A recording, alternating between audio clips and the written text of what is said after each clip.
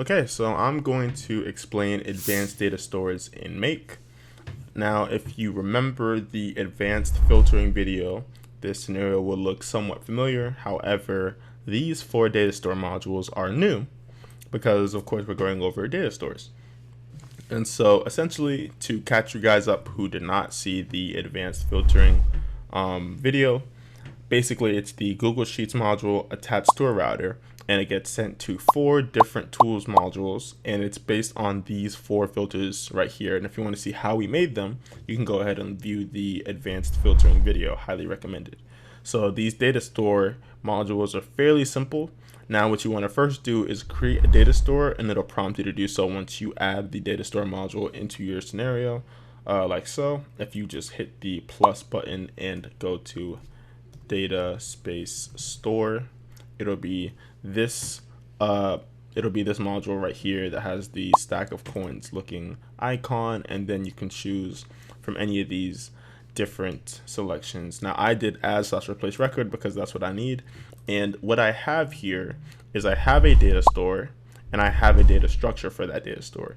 So the data store is called sorting variables, right? And if I go and click the browse button, you can see that there is no data in it as of yet. And that data store of sorting variables has a data structure. And the data structure has a names value, an emails value, a phone numbers value, and a dates value, all with the data type of text. And the reason that is just so it's easier. Text is, it contains anything from numbers to letters to signs and whatnot. And so it's not to throw any errors. I have it just so that each one of these are data type text. And so throughout these different modules, you can see that I have it. One is for names, one is for emails, like you saw before. One is for phone numbers, and one is for dates. And all they do is they have a place to map the prior module. So it just is mapped. This one is mapped to the tools module for dates. This one is mapped to this one for phone numbers. This one is mapped to this one for names, and then this one for email addresses. And then again, if I go over here and I show you guys the spreadsheet, you guys will most likely remember the list of different mumbo jumbo data types. We have email addresses, we have names, we have dates, and we have phone numbers. And so what this will do is it will take the information from this Google Sheet, run it through the router, filter out through these different tools modules, and then once they get filtered, the names, emails, phone numbers, and dates, they will sort respectively to the data store throughout these four different data store modules. So we'll go ahead and test it to make sure that it works.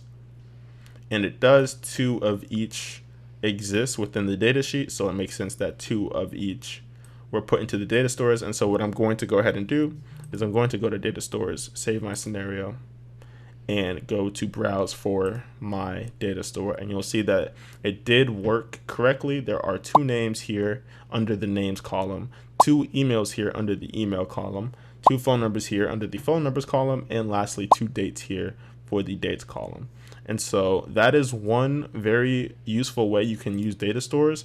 Again, it just acts as a local database or local storage for your scenarios. So it's very easy if you want to save something and you may not need it for that particular scenario again, or you may need it for a completely separate scenario that you have active and running.